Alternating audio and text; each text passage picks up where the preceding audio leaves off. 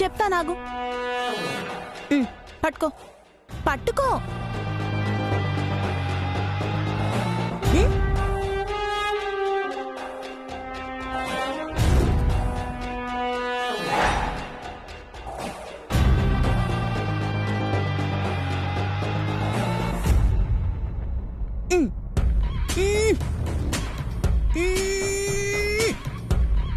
విప్పు. అరే విప్పు.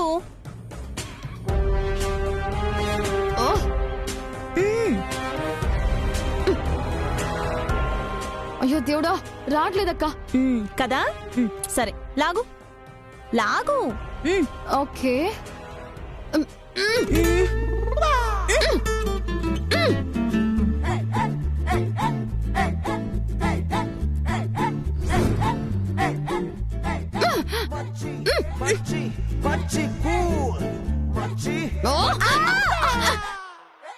అయ్యో అక్క, అమ్మా కష్టమనజక్క.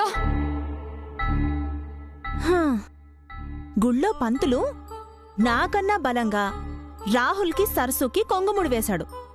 కాని ప్రదక్షిణలు పూర్తయ్యేసరికి అది కాస్త ఊడిపోయింది. సిల్క్ ఇంకా గట్టిగా ఉండాలి కాని అలా ఎలా ఊడిపోయింది?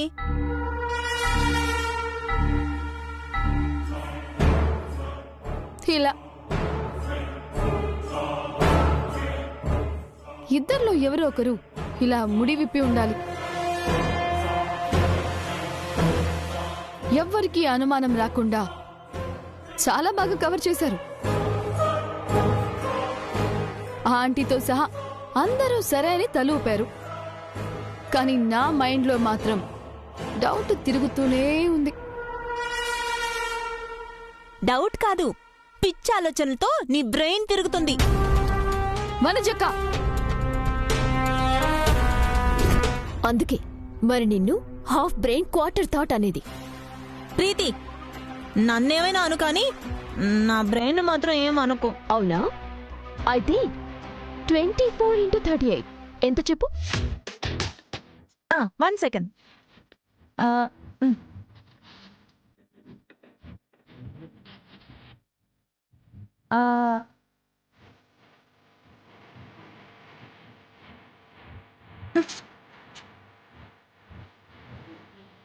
780 కాదు, 912. క్యాల్కులేటర్ చేతిలో ఉన్నా ఇంత గొప్పగా క్యాల్కులేట్ చేశావు కాబట్టి నిన్ను హాఫ్ బ్రెయిన్ అనేది. ఇంతకుముందు రాహుల్ సరస్సు ఎలా ఉండేవాళ్ళు, ఇప్పుడు రాహుల్ బ్రాహ్మణి ఎలా ఉంటున్నారు, ఆ డిఫరెన్స్ నీకు తెలియడం లేదా? పెళ్ళైన రోజు నుండి ఇద్దరూ కలిసి హ్యాపీగా ఉన్న మూమెంటే లేదు. అందరూ ఉన్నప్పుడు నవ్వుతారు, ఎవరూ లేనప్పుడు డిఫరెంట్గా బిహేవ్ చేస్తున్నారు. సరస్సు చచ్చిపోయిందని ఇంకా రాహుల్ అనుకోవడం బ్రాహ్మణిలా ఉన్నా దీనికి నచ్చడం లేదు. అవును కదా, అందుకే ఆ రోజు ఫోటో పెడితే అంత ఇష్యూ చేసింది. ఆ ఇష్యూ ఫోటో పెట్టినందుకు కాదు, రాహుల్ తనని నమ్మనందుకు అనిపిస్తోంది. అయితే సరసోనే ముడి విప్పేసిందంటావా?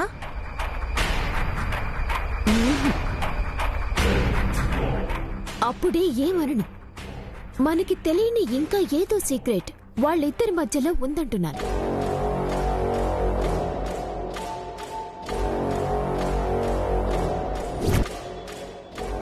అదేంటో కనిపెడతాను. నేను తిరిగొచ్చిన మిషన్ కంప్లీట్ చేస్తాను. అప్పుడు నీ మిషనే కాదు, ఇంటి పెద్ద కోడలిగా నా అంబిషన్ కూడా నెరవేరుతుంది.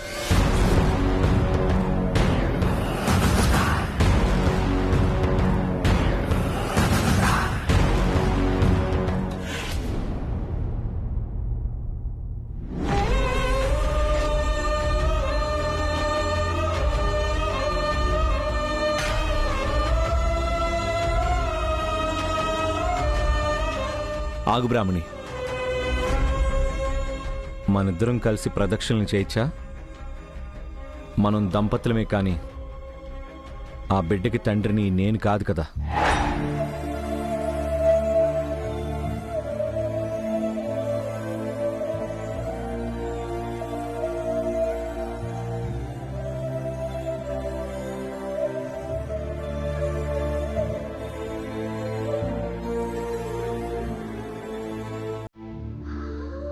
పంతులు గారు వేసిన ముడి ఎలా ఊడిపోయింది?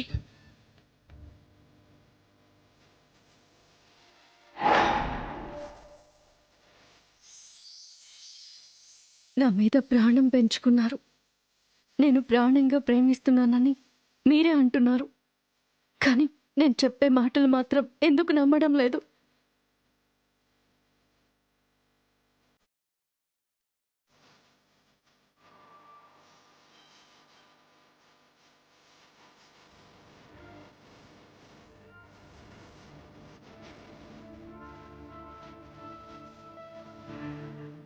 ఎందుకు రాహుల్ బాబు ఇలా చేస్తున్నారు? అగ్నిగుండంలోకి దూకుతానని చెప్పిన బిడ్డ గురించి నేను చెప్పే మాటని అబద్ధంగా ఎలా చూస్తున్నారు? గుడిలో కొంగుముడి విప్పినంత సులువు కాదు బాబు పేగుబంధాన్ని తెంచుకోవడం.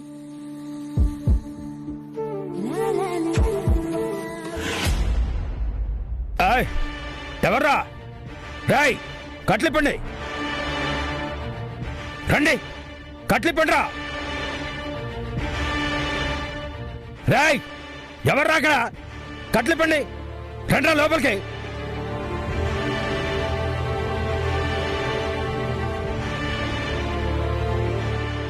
రండ్రా లోపలికి. రాయ్ ఎక్కడున్నాను నేను? ఎవరు తీసుకొచ్చారు ఇక్కడికి నన్ను? ఎలా ఇక్కడి నుంచి బయటికి పోవాలో అర్థం కావటం లేదు. పాపం సరస్సు ఎలా ఉందో. తనని రక్షించుకోవడం కోసం ఊరి నుంచి వచ్చి కూడా ఏమీ చేయలేకపోయాను.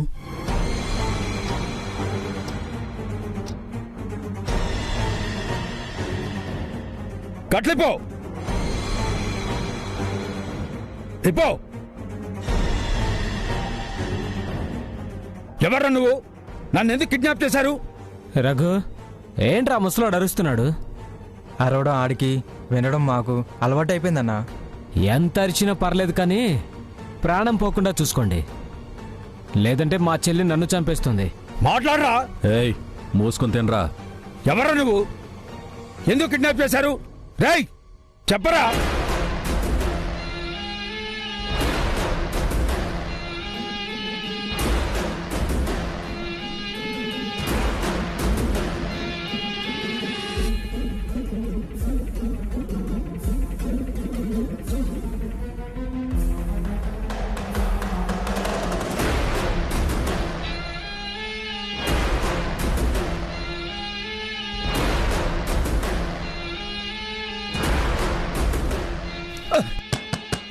రేయ్ ఎవర్రా?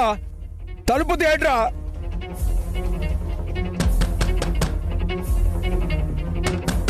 తలుపు తీయండ్రా, తలుపు తీయండ్రా.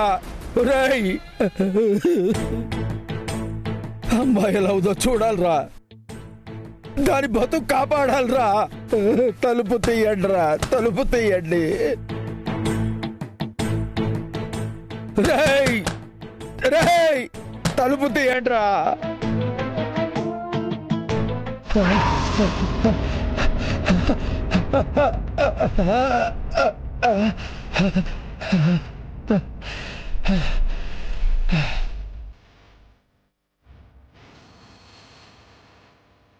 అన్నా అన్నా ముసలోడు కింద పడిపోయాడన్నా, గుండెపోటు వచ్చినట్టుందన్నా, త్వరగా రానా.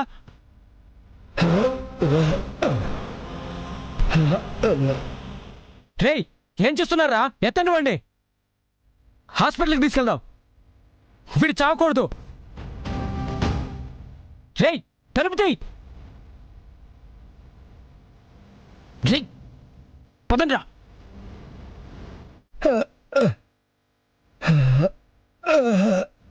త్వరగా ఎక్కించండి.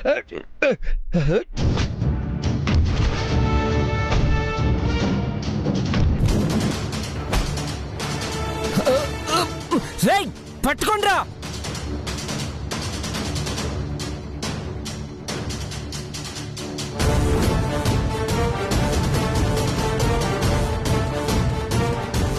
రేయ్ అటెళ్ళి చూడండి.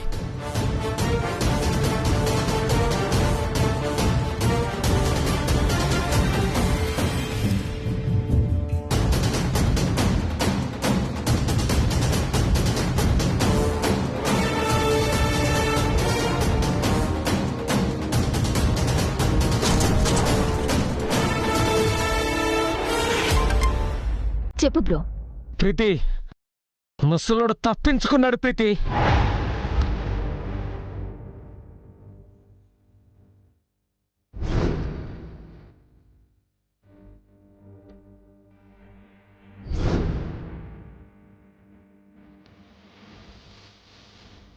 ముసలుడా ఎలా తప్పించుకున్నాడు? నువ్వు అక్కడ లేవా? ఉన్నాను. గుండె పొట్టని డ్రామా ఆడితే నిజం అనుకుని బయట తీసుకొచ్చాను. ఎస్కేప్ అయిపోయాడు. రే, మైండ్ పనిచేస్తుందా నీకు? నిన్ను నమ్మి పనప్పగిస్తే ఇదేనా నువ్వు చేసేది? ఎన్ని జాగ్రత్తలు చెప్పాను, ఎన్నిసార్లు వార్నింగ్ ఇచ్చాను, అయినా యూజ్ లేకుండా పోయింది. ఇన్ని రోజులు కేర్ఫుల్ గానే ఉన్నాను కదా ప్రీతి. ఈరోజు ఆ ముసలోడు పోతాడేమన్నాడు భయపడి. నిజంగా పోయినా బాగుండేది. ఇంత టెన్షన్ ఉండేది కాదు. ఇప్పుడు ఆ ముసలోడు డైరెక్ట్ గా ఈ ఇంటికే వస్తాడు. బ్రాహ్మణినే సరస్సు అని ధైర్యంగా చెప్తాడు. వాడి మాట అంటే అందరికీ వేదవాక్కు కాబట్టి ఈజీగా నమ్మేస్తారు. రాహుల్ సరస్సుని నమ్మడం మొదలు పెడితే, వాళ్ళ ప్రేమ మళ్ళీ మొదలైతే నేను ఈ ఇంట్లో ఉండడం కాదు, బతికుండడం కూడా వేస్ట్. ఏ ప్రాణాలు అడ్డుపెట్టి ఈ ఇంటికొచ్చానో ఆ ప్రాణాలు తీసి నన్ను శవంగా సాగనంపుతారు. అంతవరకు వస్తే నేను చూస్తూ కూర్చుంటానా? ఒక్కరిని కూడా వదిలిపెట్టను, నరికేస్తా. చాలాపు చెప్పిన పని పూర్తి చేయడం రాదు కానీ ఈ ఎక్స్ట్రా డైలాగులు అవసరమా? ఇప్పుడే వెళ్ళి ఆ ముసలోడు ఎక్కడున్నాడో కనుక్కో. దొరికితే పట్టుకోవడం కాదు, ప్రాణాల్ని తీసేయ్. ఏమంటున్నావు ప్రీతి? చంపేనా? ఎన్ని రోజులు వద్ద నువ్వే ఇలా అంటున్నావేంటి?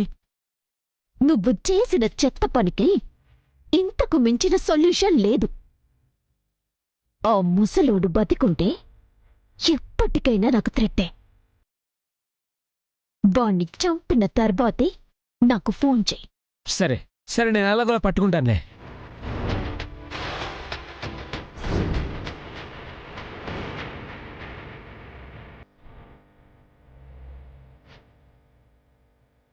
వీడు ప్రీతి అన్నా. నా నోరు మోయించి నన్నెత్తుకొచ్చింది వీళ్ళ. ఈ అన్నా చెల్లెళ్ళు చేసిన పనే. వీళ్ళ సంగతి చెప్తా.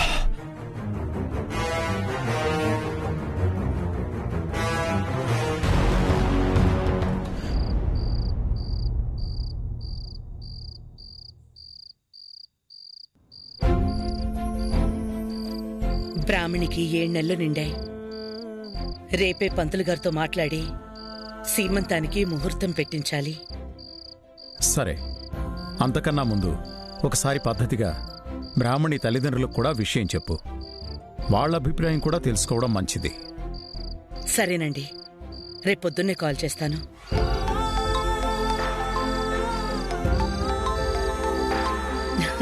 వియ్యపురాలికి 100 ఏళ్ళు. నమస్తే వాగ్దేవి గారు. నమస్కారం అండి. ఇప్పుడే మీ గురించి అనుకుంటున్నాం. ఇంతలో మీరే ఫోన్ చేశారు. చెప్పండి, ఏంటి విషయం?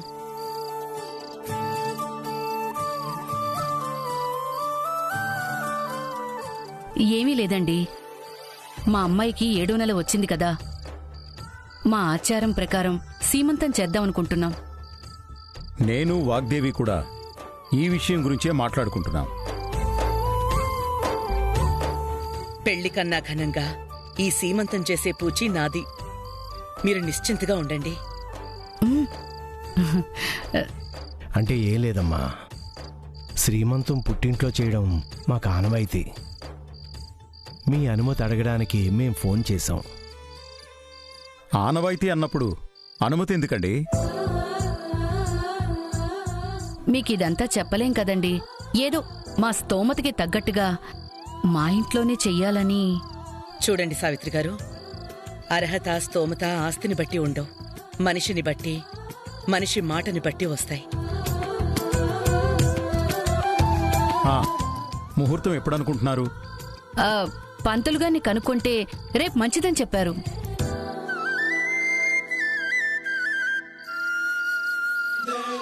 రేపేనా? సరే, మీ ఇష్ట ప్రకారమే మీ ఇంట్లోనే జరిపించండి. మేమంతా అక్కడికి వస్తాం. అందరం కలిసి సంతోషంగా సంబరంగా జరుపుకుందాం. చాలా సంతోషం అండి, చాలా సంతోషం. నారాయణ గారు, ఇంకో విషయం. చెప్పండి. మేం వస్తున్నాం కదా అని అనవసరపు ఖర్చులు పెట్టొద్దు. మా కోడలి శ్రీమంతం వేడుకలు అందరం ఒక్కటే అని మర్చిపోవద్దు. అయ్యయ్యో, అలాగేనండి. మీ ఇష్టమే, మీ ఇష్టమే మా ఇష్టం. సరే, ఉంటామండి.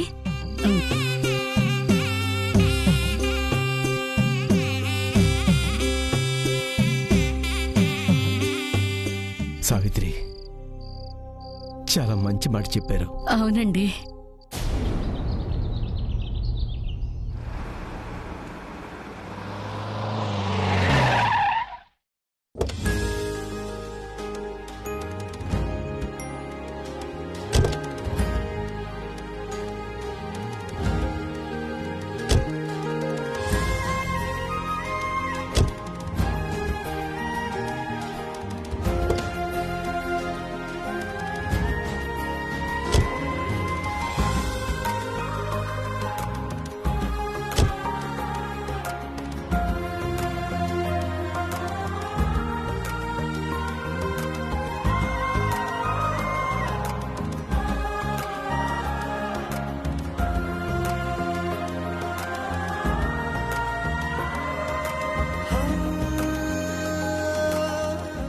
నమస్కారం అమ్మా. నమస్కారం. నమస్కారం. నమస్కారం. సావిత్రి, సావిత్రి, తొందరగా రా. హారత పళ్ళని తీసుకురా. అమ్మాయి వచ్చేసింది. రా రా రా, వచ్చేస్తుంది.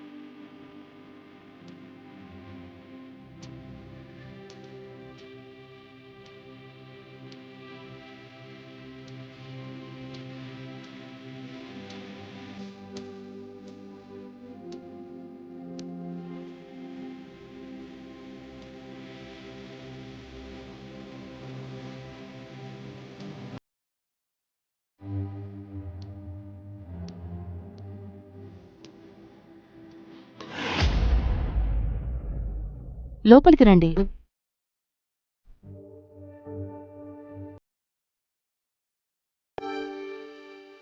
రండమ్మా, రండి, కూర్చోండి.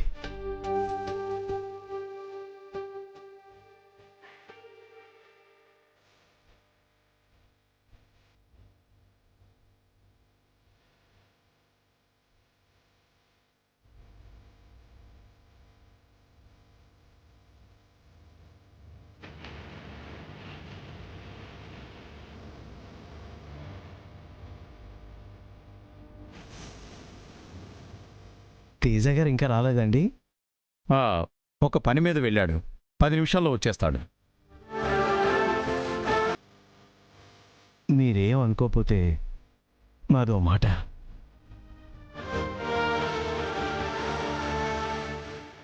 ఈ ఏర్పాట్లో ఏమైనా లోపాలుంటే మమ్మల్ని క్షమించండి.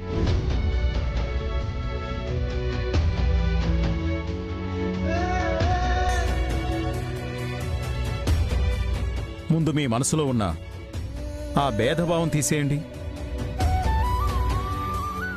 ఈ వేడుకలో అందరం ఒకటే అని చెప్పాం కదా. అన్నారు, కానీ మీరు మా ఇంటికి రావటం ఎంత గొప్పగా ఉందో, ఏదైనా పొరపాటు జరుగుతుందేమోనని అంతే భయంగా ఉంది. మా కోడలి కోసం అందరం కలిసి చేస్తున్న ఫంక్షన్ ఇది. అంతా మంచి జరుగుతుంది. మీరేం టెన్షన్ పడకండి.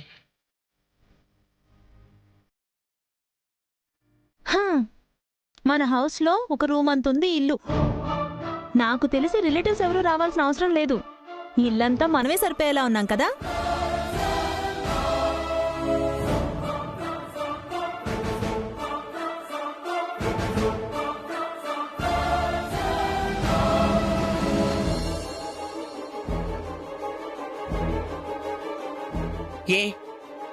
ఇంకెవరు రావాలి?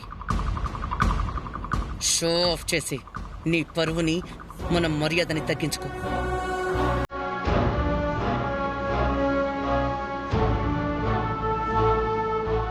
ఎక్స్క్యూజ్ మీ మ్యామ్, నేను ఇప్పుడే వస్తాను. సరే.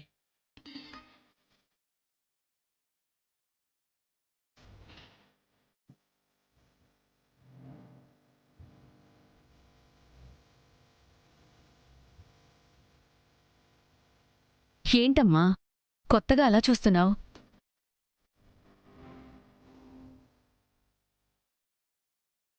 బ్రాహ్మణికి అత్తారిల్లు అలవాటై పుట్టిల్లు కొత్తగా ఉందేమో.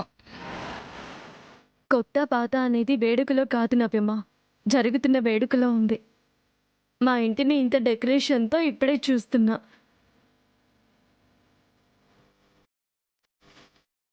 నా బంగారు తల్లి తల్లి కాబోతూ ఉంటే ఈ ఇంటిని ఏమాత్రం అలంకరించకుండా ఎలా ఉంటుంది చెప్పమ్మా?